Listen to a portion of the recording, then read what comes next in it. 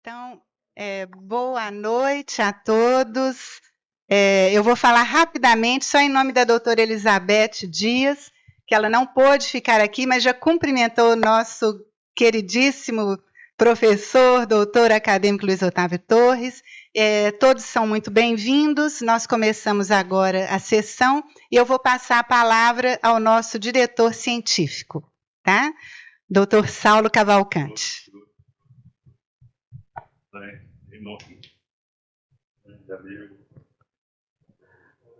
Boa noite a todos. Nós estamos então começando a nossa segunda reunião científica deste ano e realmente resolvemos escolher um tema polêmico. Por que esse tema polêmico? Porque fixa às vezes na medicina alguns conceitos e quem não estuda, quem não procura conhecimento novo, faz com que as pessoas se fiquem estáticos. Uma das colocações da medicina é que medicina é ciência das verdades transitórias, né? Então, as verdades mudam. Um exemplo claro disso, quando surgiu as estatinas, nos anos 80, 90, a maior autoridade em lipase da Europa disse o seguinte: é bobagem baixar colesterol, que ele não causa morbidade nem mortalidade cardíaca. Daí 2 anos ele produziu um outro trabalho mostrando que tinha que ter muito cuidado quem estava dando estatina, porque baixando o colesterol, a membrana das células e os hormônios sexuais eram feitos de colesterol, poderia dar transtorno em todo o organismo, principalmente os hormônios sexuais. Daí 7 anos ele colocou: vamos dar estatina o mais rápido possível, porque diminui os problemas cardíacos, inclusive a mortalidade. E terminou com a frase seguinte: quando os fatos mudam, eu mudo minha posição. E você? Então, por causa disso, nós resolvemos trazer Luiz Otávio aqui hoje. Mas quem é Luiz Otávio, né? Luiz Otávio é natural de Belo Horizonte, graduação em medicina pela UFMG, fluente em apenas 4 idiomas. Residência médica em urologia no IPZENC, pós-graduação em urologia em 3 locais, no Choisy em Paris, Fundação Puig Vert em Barcelona e na Cleveland Clinic Foundation em Cleveland. Mestrado em urologia pela Universidade Federal de São Paulo, ex-professor de urologia da UniBH, titular da Academia Mineira de Medicina e da Academia Internacional de Sexologia Médica. Na Sociedade Latino-Americana de Medicina Sexual, foi membro da diretoria por apenas 7 mandatos, 2 anos cada, e presidente do 5º Congresso Latino-Americano de Medicina Sexual. Membro honorário da American Urology Association e da European Society of Urology. Ex-presidente da International Society of Sexual Medicine. Presidente da Sociedade Brasileira de Urologia, agora, recente, 2024, 2005, e agora, em 2026, também o ano que vem, é membro da Comissão de Ética da Sociedade Brasileira de Urologia. Artigos publicados, 49. Capítulos de livro, 16. Projetos de pesquisa, 12. Prêmios, 36. Organização de congressos e eventos, 59. Apresentação de trabalhos, 61.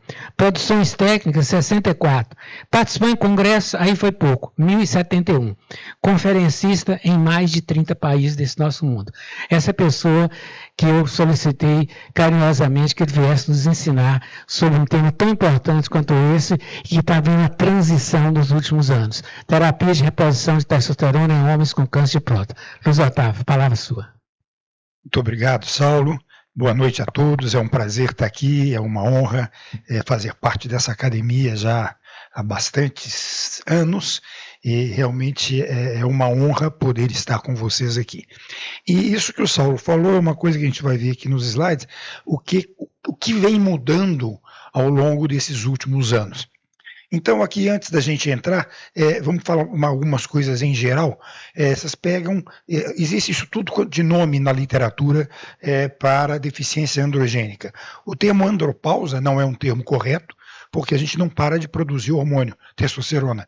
Pode haver uma diminuição, mas a andropausa não existe como existe na menopausa. E até hoje se fala isso muito. Como muito menos climatério masculino, aí tem isso tudo aí que vocês estão vendo.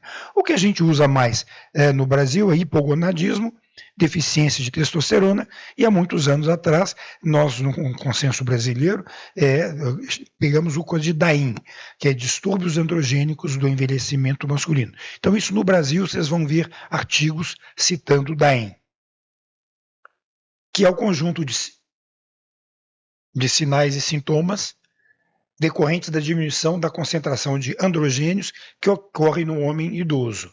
Então, conjunto de sintoma decorrente. Então, o que a gente tem que ver, que para a gente fazer o diagnóstico laboratório, o diagnóstico de DAIM ou de hipogonadismo, a gente tem que ter manifestação clínica e baixos níveis de testosterona. Então, por exemplo, se eu tenho um homem com um baixo nível de testosterona e sem sintoma nenhum, eu não estou autorizado a dar testosterona. E, ao contrário, é a mesma coisa.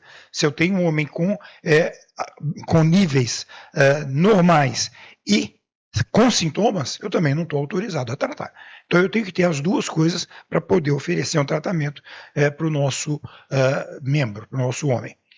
O diagnóstico clínico. Então, nós temos, em geral, o que pode acontecer?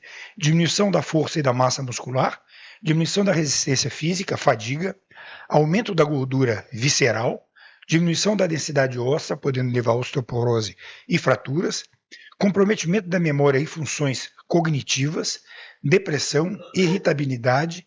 Os sintomas vasomotores, como tem na mulher, são muito raros, mas podem ocorrer, porque tem que ter uma baixa muito grande de testosterona. Perda de pelos e alterações tróficas da pele, em alguns casos ginecomastia. Então, esses são sintomas clínicos em geral. Mas o que a gente vê, eu vejo como urologista mais no consultório, são as manifestações na esfera sexual. Tá? Então, a principal, a mais frequente no consultório é diminuição de libido, diminuição de desejo sexual, diminuição da qualidade das ereções e, eventualmente, o aparecimento de disfunção erétil, alterações do orgasmo, ejaculação retardada. Tem alguns trabalhos mostrando que quando a testosterona está muito baixa, o homem pode ter dificuldade de ter o orgasmo. Então, a gente sempre, quando tem uma queixa no consultório de ejaculação retardada, eu sempre doso a testosterona, que é de 5 a 10%. Se eu der a testosterona, eu resolvo o problema. Diminuição do volume ejaculatório, do volume peniano tem que ser uma atrofia muito grande, e atrofia testicular quando você tem alguma doença mais forte. Ok, então temos uma suspeita. O que a gente faz para fazer diagnóstico, avaliação laboratorial? Então, como é que é a presença da testosterona no nosso organismo? Então, a testosterona livre, que é a testosterona que ela exerce, que ela é ativa, ela está em 1 a 2%. A testosterona ligada ao SHBG, ela é inativa, tem 60% e não se consegue quebrar a ligação da testosterona com SHBG. Já a liberada albumina, conseguimos fazer a quebra dessa ligação. Ou seja, se nós então somarmos a livre com a albumina, que teoricamente nós vamos ter 40% de biodisponível, que seria a testosterona, que teria então algum efeito no nosso organismo. O que acontece com o idoso?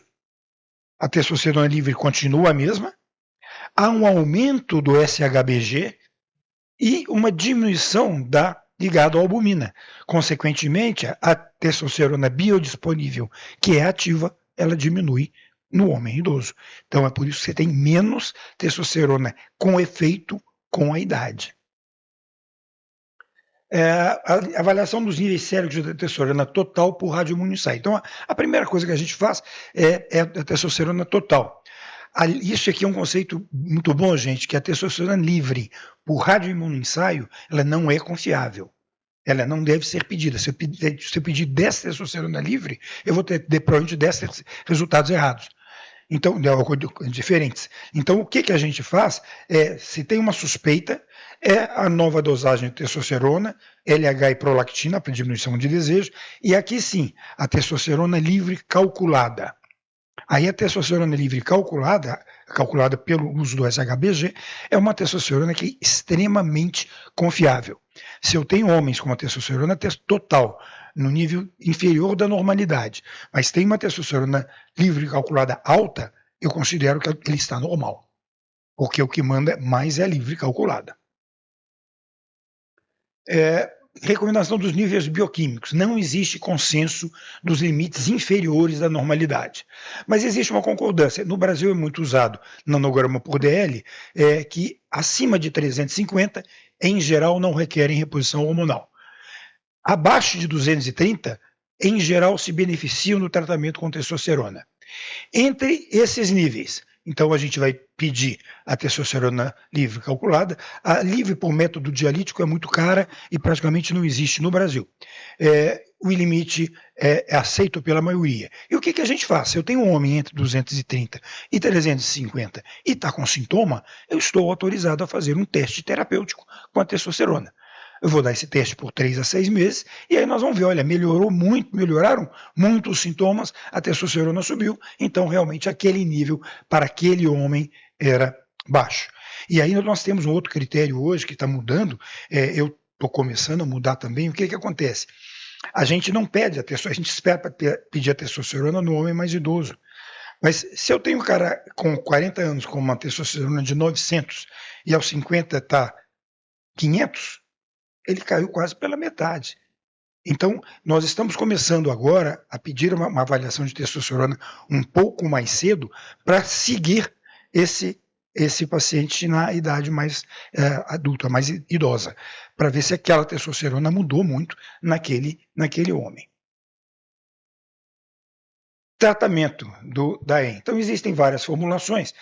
Oral, bucal, transdérmica, subcutânea. No Brasil, hoje, nós temos apenas a transdérmica, gel, e a intramuscular, os ésteres e o cipionato. Todo esse resto aqui, a gente tinha, o axilar a gente tinha, o escrotal nós não temos, é uma coisa muito desconfortável colocar um adesivo na bolsa escrotal. Então, assim, o que a gente usa mais no Brasil é o gel e os injetáveis. A gente vai ver um pouco isso daí. E os pellets subcutâneos de testosterona. Mas o que existe, então? Medicamento oral. Nós tínhamos no Brasil um medicamento oral, mas ele tem que ser tomado 8 comprimidos ao dia, tem que ser guardado em geladeira. Então a gente via que não tinha uma adesão do tratamento, que é um desilato de testosterona. A vantagem é a flexibilidade de doses, descontinuação imediata, autoadministração. Lembrar sempre que não se usar os orais à base de 17 alfa-alquilados, por causa da hepatotoxicidade. Já um destilado não tem, ele é lipossolúvel, mas que está 80 a 200 a cada 3 tomadas por dia.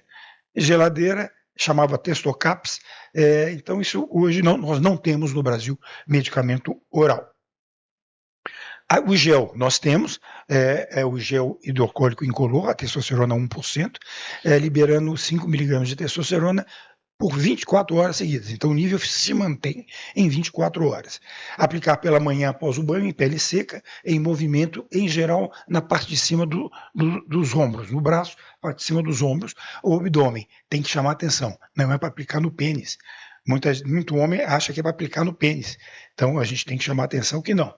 Lavar as mãos após a aplicação, porque você pode ter contaminação. Tá? Aguardar os minutos para secar antes de se vestir, não tomar banho ou nadar 3 a 4 horas logo depois, porque você não vai absorver. Então tem que ter muito cuidado. A contaminação, às vezes o cara passa, tem um neto, coloca o neto nas costas e ele pode estar contaminando o menino. Ou ele passa para transar e vai ter uma relação com a parceira, e pode contaminar. Então a gente tem que chamar muito atenção para isso. Então, aqui no Brasil nós temos os injetáveis de curta ação, uma intramuscular profunda, é o cipionato. Aqui no Brasil nós temos os ésteres e o cipionato. Qual que é o problema dos de curta ação? Eles têm efeito suprafisiológico inicial, seguido de um período subfisiológico. Ele tem um pico para cima e um pico para baixo, porque ele tem curta ação, e não reproduzam o ciclo circadiano normal da testosterona. A grande vantagem e a indicação, a meu ver, é quando o fator custo é importante, porque eles são mais baratos que o de longa ação, que é um destilato de testosterona intramuscular a cada 3 meses. Na realidade, eu dou a primeira injeção, a segunda eu repito com 45 dias, para dar uma impregnação, e a partir daí de 3 em 3 meses. O paciente já sai do consultório com 2 receitas, uma com data para tomar agora, uma sem data, e eu ainda faço uma coisinha que, se vocês quiserem fazer, que é uma colinha. que eu coloquei lá, primeira injeção, com a data na frente, segunda injeção eu coloco, exames, e coloco. Então eu preencho as datas que ele vai fazer e o cara leva essa colinha junto com a receita. Então isso é uma dicasinha boa. Tem um custo maior, mas não tem aqueles picos sub- e suprafisiológicos. Então, se vocês virem aqui, o de curta duração vai lá em cima e vai lá embaixo. O de longa duração, ele permanece sempre dentro da zona terapêutica. Então, isso é uma vantagem muito grande em termos de tratamento. O pellet de testosterona subcutâneo não é aprovado pela Anvisa para homem. Tá? Então isso aí tem que ficar claro, tem muita gente usando, principalmente em academia, para ter picos, então isso aí não existe uma aprovação para isso. Nos Estados Unidos, vocês têm esse Qiosted, que é uma testosterona subcutânea, que você só troca esse canudinho que vem e coloca no subcutâneo, no abdômen. Nós não temos aqui. Lá eles têm o Natesto, que é a testosterona nasal, que nós não temos aqui também. Eles têm o pellet bucal, que você coloca 30 miligramas 2 vezes ao dia na gengiva, que nós também não temos no Brasil. Então são essas as apresentações. E eles têm um decanoato de testosterona em cápsulas. Esses são os nomes comerciais. Eles estão com 3 agora no mercado americano. Jatenzo, Tlanda e Xatrex. Bom, aí então nós vamos entrar fizemos um breve para a gente colocar todo mundo mais ou menos ao par. Testosterona aumenta o risco de câncer de próstata. Em 1941, Higgins e Rogers, que eram 2 urologistas americanos, reportaram a redução da testosterona a níveis de castração causou a regressão do câncer de próstata. Tá? Ele colocaram isso. E aí se passou para o outro lado. Se eu tiro... Então quer dizer que a administração de T exógena causou o crescimento de câncer. Se fizeram uma analogia totalmente aleatória. E essa coisa foi baseada em somente um paciente. Isso em 1941. A partir daí se criou que a testosterona causa câncer de próstata. Tá? Então você vê que é uma coisa realmente muito... um trabalho mostrando o que é as preocupações dos médicos sobre a reposição hormonal. A preocupação mais frequente foi o risco de câncer de próstata. Se vocês verem aqui, vários países, inclusive o Brasil, vocês veem aqui 71% na Arábia Saudita, e o risco de HPB, de crescimento benigno da próstata, é muito menor de preocupação que o risco de câncer de próstata. E aqui, gente, olha esse gráfico que eu acho muito interessante. A relação inversa entre a diminuição de testosterona sérica e o aumento da prevalência do câncer de próstata. Com a idade, a testosterona sérica diminui e aumenta o câncer de próstata. Se tivesse uma relação, teria que ser o contrário. Se eu diminuo a testosterona no idoso, eu diminuo a incidência de câncer de próstata. E isso não acontece. Isso não é verdade.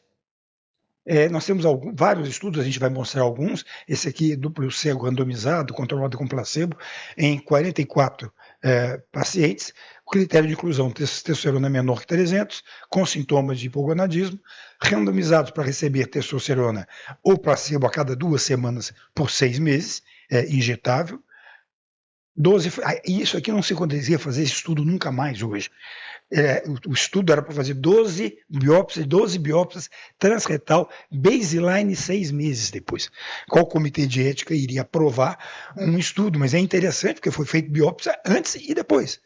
Só que isso hoje não se faria. Mas o objetivo era ver alteração na testosterona e na dihidrotestosterona depois de 6 meses. O que foi visto nesse exame? Tem a testosterona sérica, no nível sérico.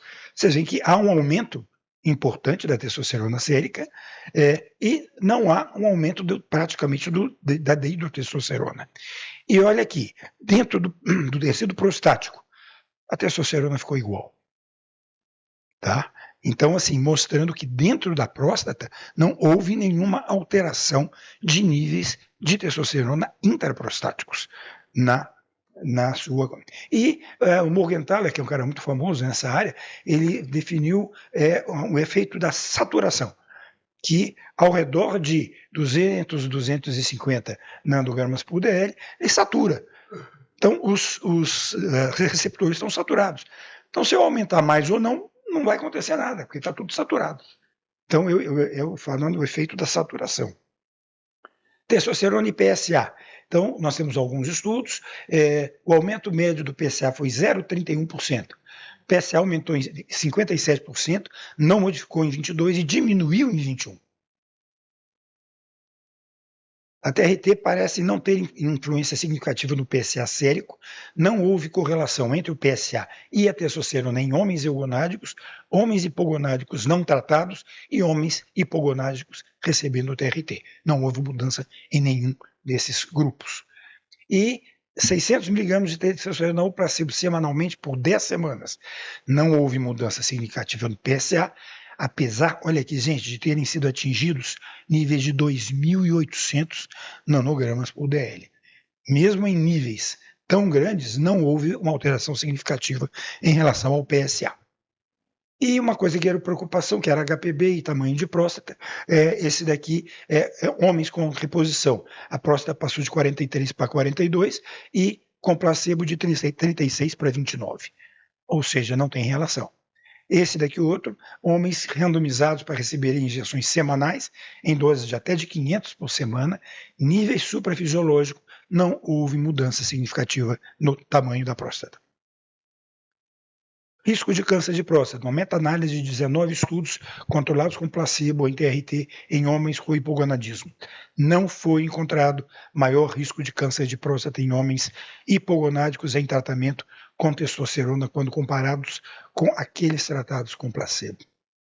E aí nós vamos fazer algumas meta-análises, esse de cá uma revisão sistemática, com 11 estudos randomizados controlados com placebo, 29 estudos não controlados com placebo, em homens sem história de câncer de próstata, 4 estudos não controlados com placebo em homens com hipogonadismo e câncer de próstata.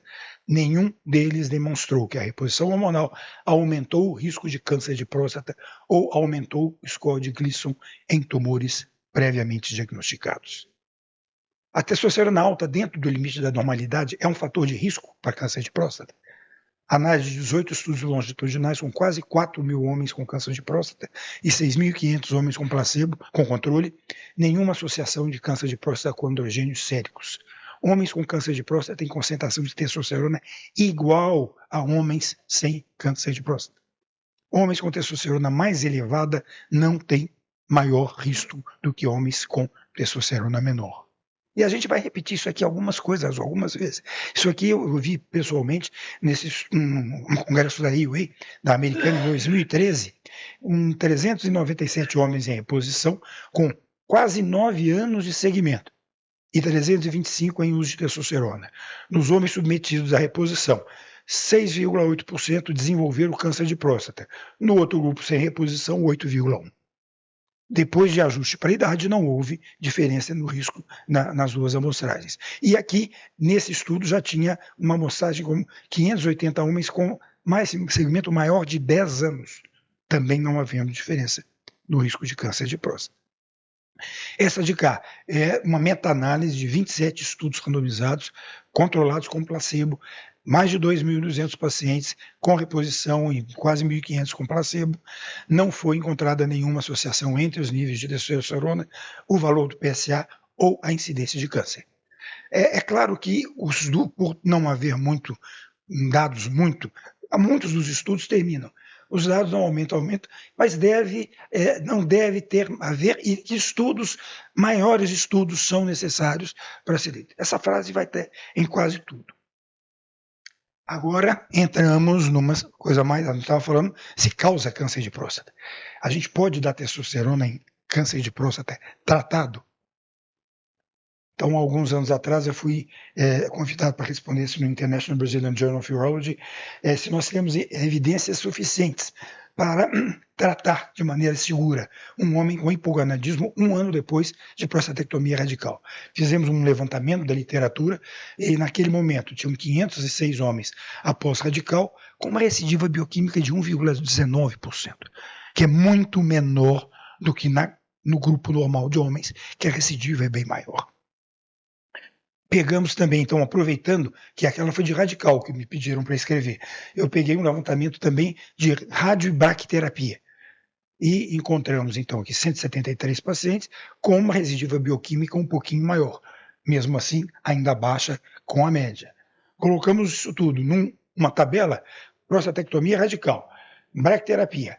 Homem com orquiectomia para câncer de próstata sendo submetido à reposição hormonal, não teve retorrência bioquímica. Tratamentos múltiplos com quimioterapia, não houve recidiva. Claro que o número é pequeno. E aqui, que a gente vai ver um pouquinho para frente também, homens, o que a gente chama de vigilância ativa, que é aquele homem que a gente faz um diagnóstico de câncer de próstata, mas não fazemos tratamento nenhum.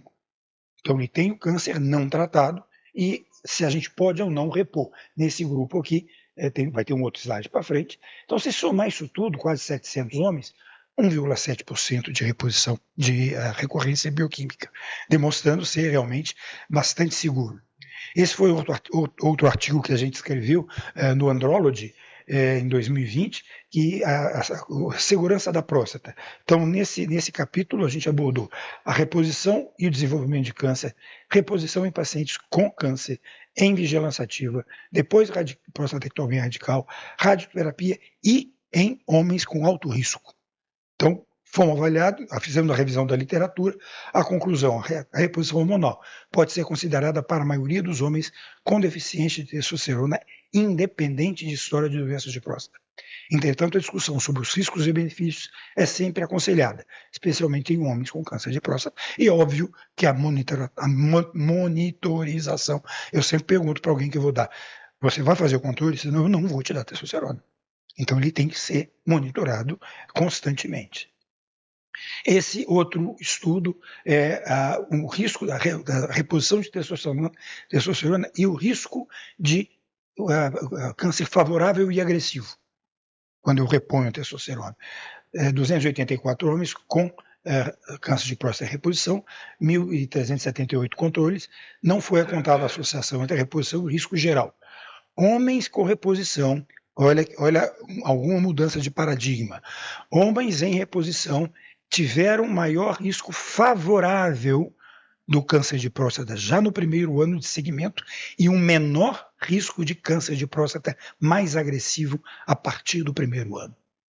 Então você já viu que o paradigma vai mudando.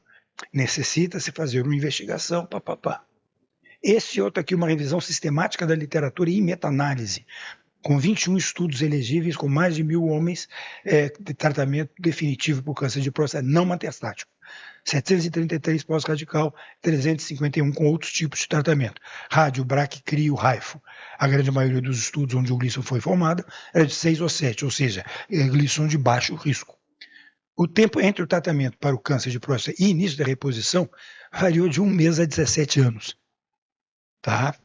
Conclusão, a testosterona, a reposição após tratamento, parece ser oncologicamente seguro e não aumenta o risco de recorrência bioquímica. Esse outro estudo, quase 70.000 homens com câncer de próstata submetidos a radical entre 2001 e 2015. 469 homens pós-radical, 543 pós-rádio, submetidos à reposição no segmento de quase 7 anos.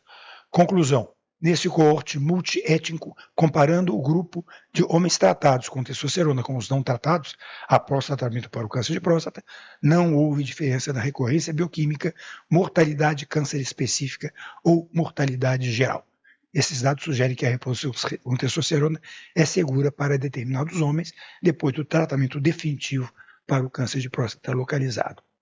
Uma outra revisão da literatura de 2021, a literatura mostra evidências da segurança da reposição em homens tratados por câncer de próstata com radical ou com radioterapia. Existem evidências de que homens com hipogonadismo com níveis severos têm pior evolução oncológica. Paradigmas sendo mudados. E aqui uma outra coisa que estudos recentes começam a elucidar a eficácia da BAT. BAT é Bipolar Androgen Therapy. O que é isso? Você coloca o cara em nível suprafisiológico durante 3, 4 meses, depois põe subfisiológico.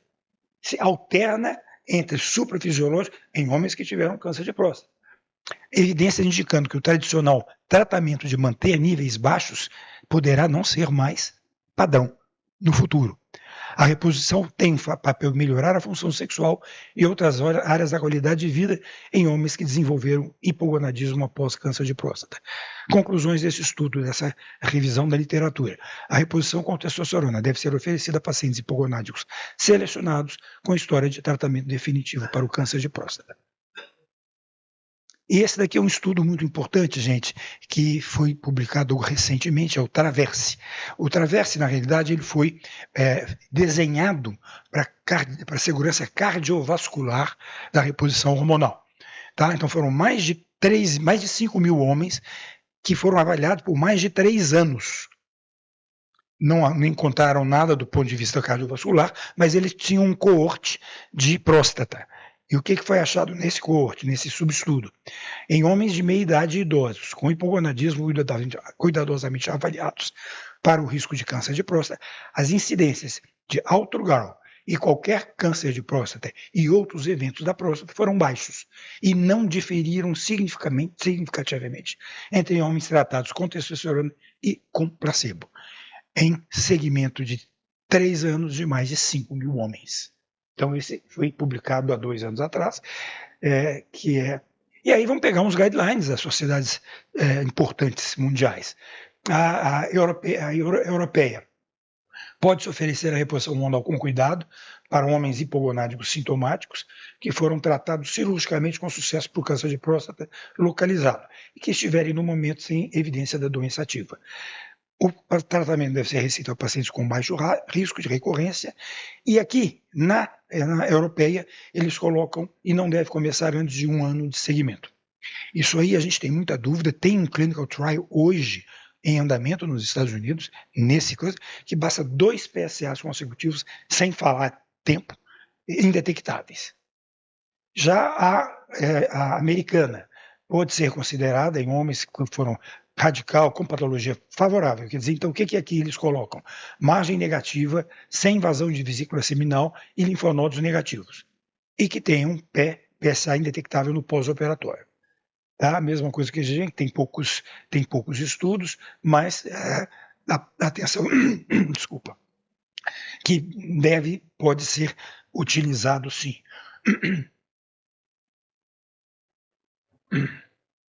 E o que a ISSM, International Society for Sexual Medicine, diz? Não há evidência convincente que a reposição aumente o risco de desenvolver câncer de próstata ou que esteja associada com a progressão do câncer. Homens com mais de 45 anos devem ser informados antes do tratamento que os estudos de segurança são limitados, mas as evidências atuais são encorajadoras. E isso daqui, eu fiz parte desse guideline, nós ficamos uma tarde discutindo isso daqui. E nós resolvemos colocar homens tratados com sucesso para câncer de próstata são candidatos à reposição após um intervalo prudente de tempo, dependendo do tipo de tratamento realizado. Então eu posso começar com 10 dias, com 1 mês, com 1 ano. Então vai depender de cada caso. Então a gente foi contra colocar que eu tenho que esperar 1 ano. Esse outro estudo, que a testosterona pode reduzir a recorrência de câncer de baixo risco. Então, 850 pacientes submetidos à radical laparoscópica, 152 pacientes de baixo risco sem evidência de doença receberam a reposição num segmento de 3 anos e meio. O câncer recorreu em apenas 7% dos pacientes tratados, enquanto houve recorrência em 12% dos pacientes que não receberam testosterona. Pacientes com reposição tiveram 54% menor chance de recorrência. E nos homens onde houve recorrência, a reposição atrasou o tempo de recorrência em média de 1 ano e meio. Pelo fato de estar repondo a testosterona.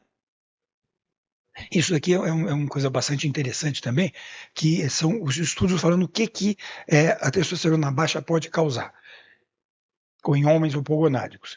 Maior incidência de câncer de próstata em pacientes com níveis baixos de testosterona, alta frequência de Gleason 4 e 5, que é um estádio mais avançado, 47% versus 28% nos eugonádicos. O Gleason 8, que é um Gleason muito alto, 44% dos hipogonádicos versus 15% dos eugonádicos. Doença localmente avançada, PT3, T3T4, 43% dos hipogonádicos versus 25% dos eugonádicos. Maior incidência de invasão de vesículas seminais nos hipogonádicos e maior incidência de margens comprometidas cirúrgicas nos hipogonádicos. Ou seja, a literatura está mudando bastante nos últimos. E aí nós vamos para uma coisa ainda mais, que eu já falei um pouco antes, que é a reposição homens com câncer de próstata não tratado. Ele tem um diagnóstico, a gente faz o diagnóstico, ele não foi tratado, a gente pode dar ou não. Então, nesse estudo com 13 pacientes, mostrou, é pouca gente, mas mostrou não haver alterações no PSA ou no tamanho da próstata durante vigilância ativa. Não houve progressão do câncer e não foram observadas metástases à distância. Esse outro estudo, com 28 pacientes, com reposição, 96, 100, segmento de aproximadamente 40 meses, com a reposição, progressão da biópsia em 31%, progressão 42%, onde não tinha a reposição. E um upgrade de Gleason 3, 4, 13% com reposição, 9% sem reposição. Então, esses resultados sugerem que a administração de testosterona não causa a curto prazo progressão na biópsia, melhorando os sintomas e a qualidade de vida naquele homem que não foi tratado para a próstata. Um outro estudo também recente, o Transformer, comparando aquele BAT que eu falei para vocês, Bipolar Androgen Terapia, com a enzalutamida em homens assintomáticos resistente à castração, após um câncer de próstata metastático. Então, o androgen cycling se mostra promissor nos tumores de próstata resistentes à castração. Tumor de próstata resistente à castração, dando testosterona em nível suprafisiológico. Tá? A inclusão de pacientes no estudo clínico para se avaliar múltiplos ciclos de alternância de níveis de testosterona aos extremos, aquilo que a gente falou, foi iniciada. A BAT poderá ter um papel junto à imunoterapia. Já dados preliminares sugerem que a BAT poderia fazer com que as células tumorais sejam mais responsivas à imunoterapia. Estamos num ponto em que estamos tentando entender a melhor maneira de usar esse tratamento. Estamos ainda trabalhando em como incorporar a testosterona no paradigma do tratamento do câncer de próstata. Achamos que ela tem o potencial de aumentar e estender a resposta da enzalutamida. Isso foi apresentado na ASCO de 2021. Embora o estudo tenha falhado em demonstrar superioridade de sobrevida livre de progressão da BAT sobre a enzalutamida em homens com câncer de próstata resistente à castração após a abiraterona, foi demonstrado que a BAT é segura, aumenta a qualidade de vida e tem eficácia comparada com a enzalutamida, que é uma droga que a gente usa para câncer de próstata. O achado mais importante é que após a abiraterona, a BAT pode aumentar significativamente a magnitude e duração da resposta à enzalutamida, aumenta a resposta à quimioterapia. Esses resultados dão suporte para a realização de novos estudos. Novos estudos são necessários. Então, gente, o que a gente viu aqui nesses últimos, pelo menos 15 anos? Não estou falando nem lá de 1941. A reposição hormonal era perigosa, ela depois virou segura, ela virou terapêutica e agora ela vai ter protetiva contra o câncer de próstata. Então, isso é um paradigma que mudou muito. E eu gosto sempre, isso daqui foi um dia eu deitado, eu pensei nisso aqui e eu coloco isso para todo mundo. Se acreditarmos que dar testosterona para um homem hipogonádico sintomático, com história de câncer de próstata tratado, e torná-lo eugonádico, se isso aumenta o risco da recorrência do câncer, por que não colocamos todos os homens eugonádicos pós-tratamento para câncer de próstata num estado hipogonádico, com o objetivo de prevenir uma eventual progressão do tumor? A gente não dosa testosterona depois de tratar câncer de próstata. Eu não vou querer abaixar a testosterona para levar para nível hipogonádico para prevenir câncer de próstata. Então, se vocês pensarem nisso, não tem lógica. Né? Então, realmente, uma mudança de paradigma que a gente quer mostrar aí para vocês.